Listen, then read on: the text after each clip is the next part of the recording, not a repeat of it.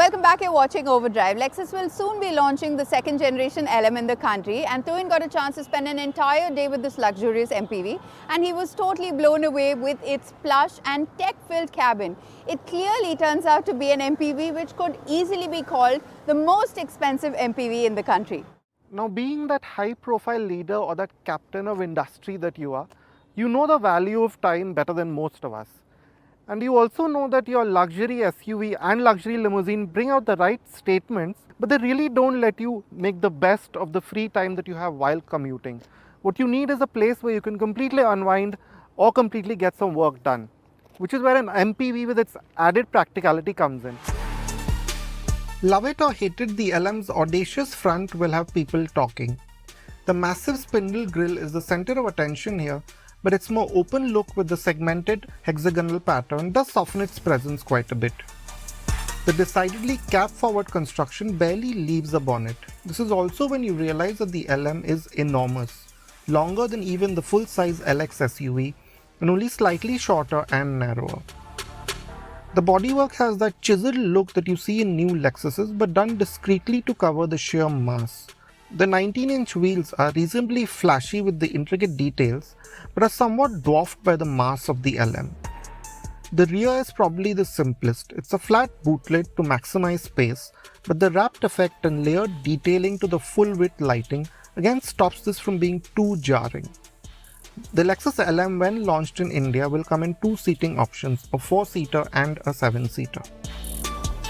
Be no mistake that the 7-seater is a pared back version or something like that. It's still pretty much one of the most luxurious MPVs you've ever seen. Let's start with the seats. You have a folding cup holder like this. These armrests, they're all heated, and everything that you feel is soft leather. So that's how comfortable it is. It's a small armrest, but it's good for your tab or maybe a small laptop. And you control most of these functions in the car through this.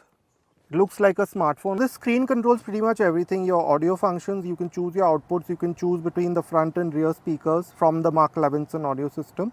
You can choose your climate controls here, your fan speed, the flow, as well as the seat heating and cooling. Of course, there's a rear climate concierge function as well. You can adjust the seat from here, the massaging function as well. Now, with all the luxury that you already seen this 7-seater model give you in the second row, there's still another row. Getting in is fairly easy.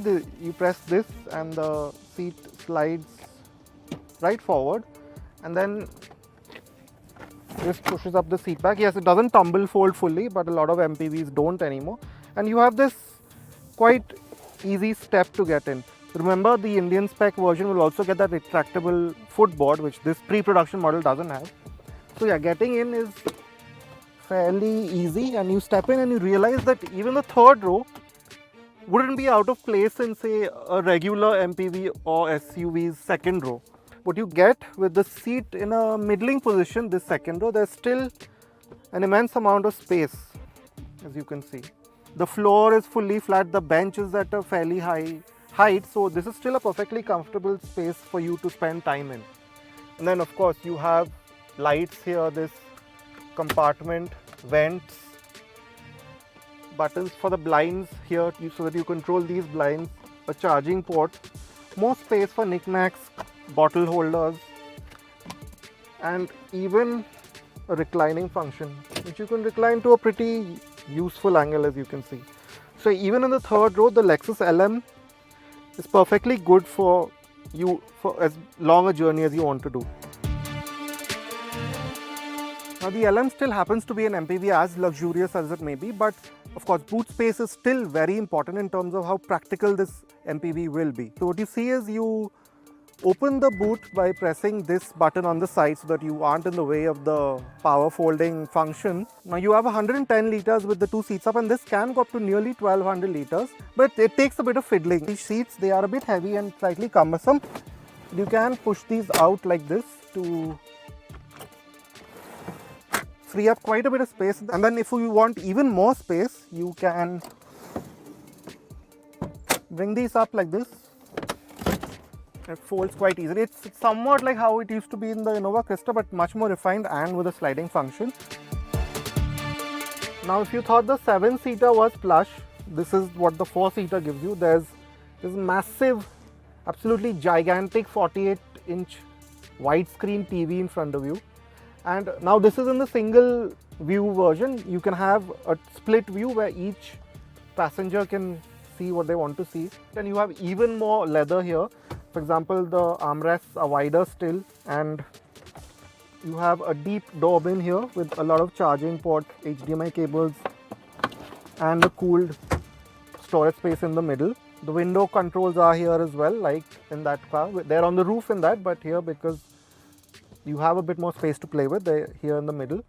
And here's another nice party trick which will have you and the occupants occupied for quite a while. Press this and that partition blanks out. And then again, these tablets function in more or less the same way. And just like in the 7-seater version, you have these opening roof shades. And of course, there's another table here which is slightly larger, and your cup holder is over here as well. Now, probably the biggest reason to pick this over the 7-seater version is the fact that you can recline the seat all the way back. And I mean all the way back. This is pretty much a bed on wheels, and first class travel is probably how this feels. So you can lay completely flat like how I am right now. This all black cabin option makes for a cozy sense inside, but you can also choose a brighter beige color. In either versions, you have large windows, especially the rear quarter glass. So a sense of the immense space inside the LM with its 3000mm wheelbase is always present. In either guise, the LM gets a full suite of ADAS tech, as well as a useful set of 360-degree cameras. As you could see, the Lexus LM 350h is a perfect cabin to be chauffeured around in. But after this break, we'll tell you about the ride quality of this MPV. Stay with us, you're watching Overdrive. Welcome back, you're watching Overdrive. The India spec Lexus LM model will come in the 350h and an all-wheel drive guise. We have taken this MPV for a short drive to just find out how practical an MPV it is. Now we've got a very short spin in the Lexus LM right around the Toyota factory here near Bangalore. And the first thing that you notice, or your chauffeur will notice, is the view out that you have. Now you have a massive expanse of dashboard in front of you. The engine pretty much sits underneath this because of this cab forward design, which is obviously meant for practicality. But what this does is free up this really expansive glass area in front of you. These massive quarter glasses let you actually place this car, which is quite large, easily enough. Yes, you can't see exactly what's in front of you, which can be a bother sometimes, but you do get cameras for that, so that's really not a problem. And then of course you have quite large mirrors which help, again, place your car easily. Of course, with this huge cabin behind you, and in the 4-seater version, that partition, you might not be able to see all that well behind, which is why there's that driving view camera. You've seen it in many other luxury cars, and that's here too now. It may be all about the passengers with the Lexus LM, but those in the first row won't have much reason to feel shortchanged either. The cabin is done up to the same high standard here too. It's again richly detailed, the dash seemingly perched on a wood plinth. The same textured wood, leather and suede are used here, with the addition of open-pore walnut wood on the steering wheel. The front seats too have been thoughtfully designed to be more supportive while driving, says Lexus. We found them to be quite comfortable and with a good deal of adjustment, including a powered function for the steering wheel. They have heating and cooling functions too. The interfaces are shared with other Lexus models, so you have a 14-inch central touchscreen that will control most of the functions, including the climate control and drive modes. The India spec car will also get a head-up display as well as a 12.3-inch instrument cluster. It loses the concentric look of earlier Lexuses for a simple but legible set of digital dials and easy access to a host of information. Now this hybrid system, it works like how you would expect these Toyota and Lexus hybrid systems to work. It's quite powerful. There's 247 PS, so the LM won't set the world alight, but it's also just about adequate for the kind of use that you'll put this car through. So again, it just starts off quite calmly in electric power, and it will use it at least in the normal and the eco modes as much as it can. But yes, you get a sport mode which then puts the engine in the forefront, and then specifically for the LM you also have a rear seat mode. Now, we haven't been able to sit in the back seat and see how that works. But again, it seems to just soften up the drivetrain, soften up the dampers and so on to make it more comfortable for rear passengers. But what you do notice is the refinement. Now, we've known these powertrains to be quite noisy before, but in this case, as you can hear right now, the engine is quite silent. It feels quite far away from you, and there is that drone that we noticed, but it's distant. And considering you won't be going too fast in this car, that CVT effect, that head nod effect that we sometimes don't like, that delay, that, or at least in these really low speed environments, it's pretty well controlled. With the Lexus LM, the focus on comfort runs quite a bit deeper. The MPV is based on the monocoque TNGA-K architecture, which it shares with the new Wellfire and other Lexus and Toyota SUVs. But numerous changes have been made specific to this model. The front suspension uses materials and tech to lower unsprung mass and improve ride comfort, while the stability control functions also use the brakes to reduce roll and pitch. Expectedly, there's acoustic glass and masses of sound deadening material, while the engine too has been tuned to be less noisy. Now, in keeping with this car being quite manageable, you also realize that the steering, it feels fairly direct as it can be in a car this large. And the same can be said of the suspension tuning. Now, in terms of ride, we can't tell you much, but at least on these very well paved roads, flat roads, you don't notice any harshness coming through. Yes, there is some, body movements, like some vertical movements, but they aren't uncomfortable. Everything has a very lush, damped feeling to it, which generally goes with the soothing atmosphere that you find in the back seat.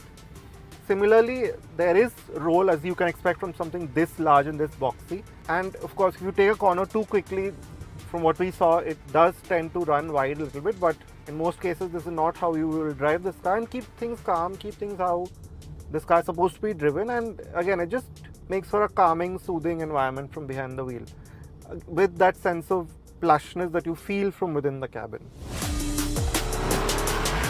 Expect the Lexus LM to be priced upwards of Rs 2 crores when it launches in India later this year. This puts it above other MPVs and right in the ballpark of top-tier luxury SUVs. In that sense, the Lexus LM offers a very different proposition. It may not have the tough image, but there's gravity with its imposing face and size. But if your primary need from your car is for it to be a space that cocoons you and comforts you in between your tight schedule, there are few cars that will match the LM. So that's it then from us on this week's edition of Overdrive. But remember, you can stay in touch with the team through Facebook, Twitter as well as YouTube, and you can follow our latest updates on Instagram. We'll see you next week. Until then, drive and ride safe.